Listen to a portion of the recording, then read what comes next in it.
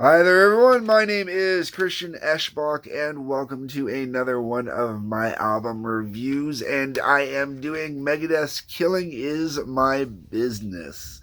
Now, if you're one of my regular viewers, you're probably wondering, why the hell am I doing Killing Is My Business after I just covered Peace Sells? Wouldn't it have made more sense to do one and then the other?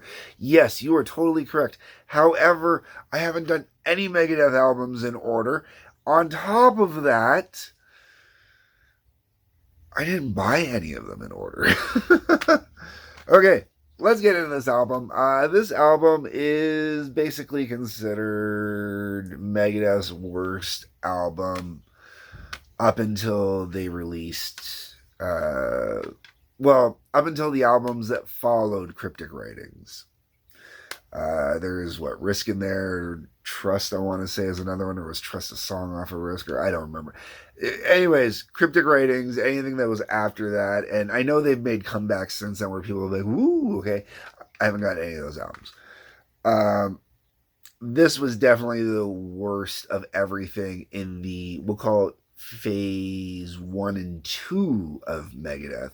Phase 2 being ending at Cryptic Writings, ending with the leaving of Marty Friedman and moving on from there, kind of thing. But let's just get into this album. All right. So this album opens up with Last Rites, which is the piano part. You've heard it before. Really, really cool thing. I really like the way the piano is done on here. It sounds really nice.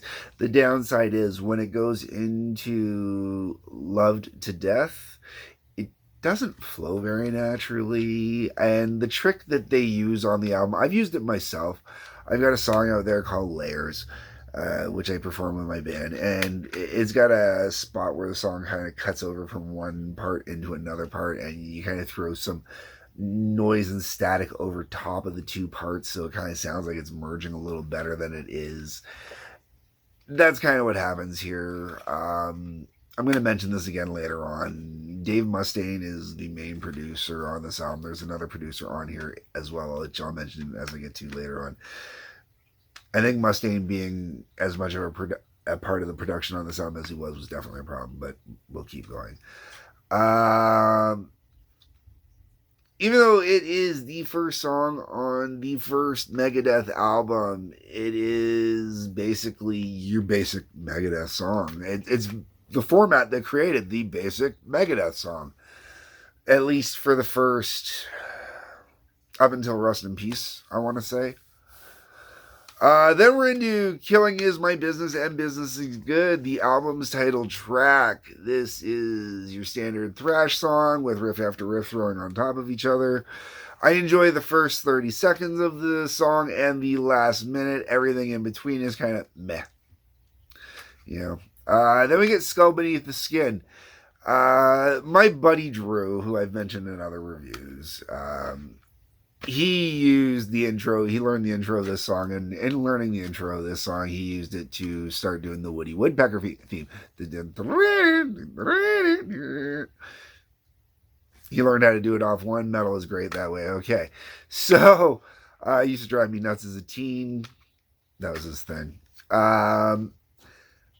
I like the only saving grace, or the part that I like the most about this song, is the fact that it's kind of more or less the mythology of Vic. This is Vic here, okay? And Vic appears, kind of becomes the mascot and keeps appearing in different forms over the years. And I like that it's the mythology kind of describing, more or less this. But that's kind of it for me where the song ends. All that being said, musically, it is what it is.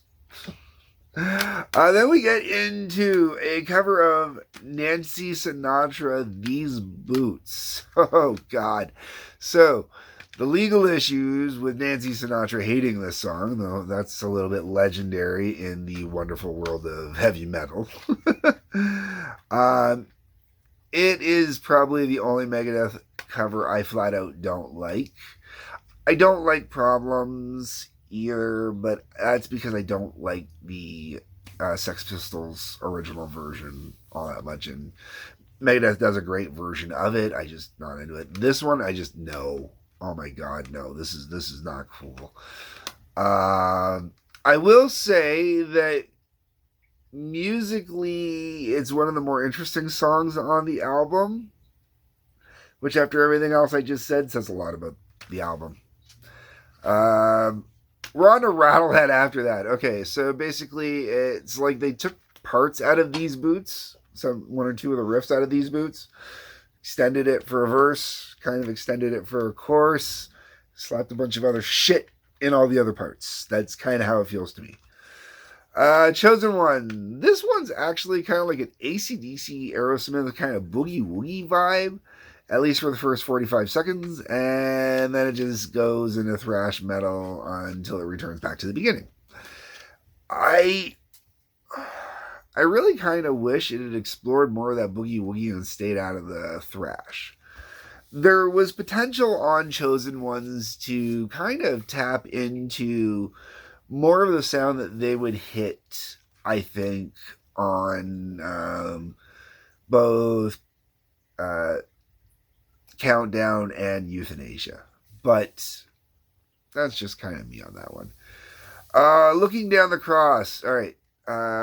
This one starts out a little different. It has a nice slow build, and the guitar solo actually sounds like it fits in the song. However, it ends really abruptly. Like they just kind of cut it dead before it should have even ended. Like it should have had like a fail out or some type of trail on it to go out or whatever. It doesn't end in a good way. After that, we get into some metal riffing that sounds more in place on an Alice Cooper 80s album like Constrictor or Raise Your Fist. And it just kind of keeps moving along in that manner. Might be the most interesting song musically on this album. The only other song I find that's kind of comparable to it is These Boots so far. It has your Megadeth standard riffing, but you can really hear a bunch of other influences in it, which kind of makes it a little more flushed out, a little more mature than some of the other songs that are on this album. And then you get to the last song on the album, which is the only song on the album I ever actually listened to. And that is The Mechanics. And if you were unaware, this is Metallica's Four Horsemen, or at least what it originally was. I've already actually talked about this because I've covered the Mechanics version from Metallica. You go back and check it out. I don't remember which review it was, but I actually covered a bunch of rare bootleg Metallica kind of albums, and it was called Metallica the Early Days, and the Mechanics is on there, and it was one of the big highlights of that, actually. This sounds definitely different than that. The intro itself is actually different, which is kind of cool. And while I'm not into the lyrics so much, I definitely prefer the lyrics of Four Horsemen much better.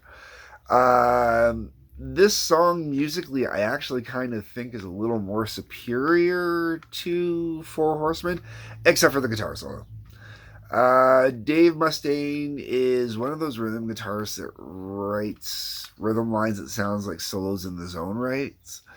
But I'm not a fan of his guitar solos or even Chris Poland's. Marty Friedman did some really good solos for Megadeth, but all the albums that Friedman isn't on, the solos don't feel right. And even a couple of the ones that he is on, the solos aren't always right. And the solos, honestly, are the worst part of Megadeth albums in the early days. You know, you get one or two songs where the solos really work, and then the rest of them is just like, you know, guys are just having a masturbation contest with their guitars. And here's where I come back around to that whole thing with Dave Mustaine being a producer on the album. Carrot Fay, I'm not sure how that I'm supposed to be pronouncing that. Is also listed as co-producing this. Dave's first, then Faye comes second. And I really think this album could have stood to have a real producer. I think if it had a real producer on it, it may have done better.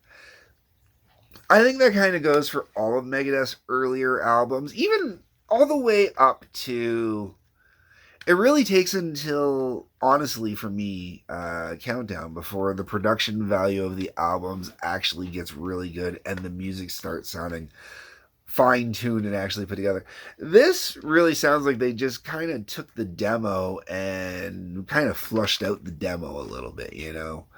They took the demo tapes and then they kind of did a copy of them and then they kind of went through and replugged stuff in and repunched stuff in and stuff like that. It's not it's not what I'd really want to hear from a Megadeth album. And I'll be honest, I hate to be that guy because, you know, the stuff I have online doesn't sound comparable per se.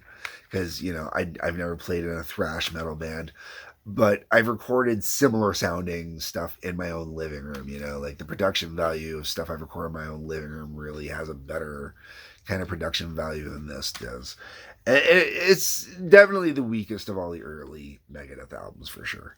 Anyways, folks, that's enough of that for this album. I don't need to continue on. I will just say that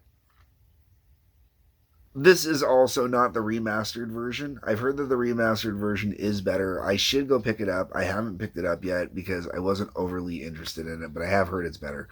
One day I might pick it up. That way I can maybe do a comparison, go back, rewatch this review, and compare it to what I thought on the new one. I don't know. Anyways, let me know what you think. Comment section.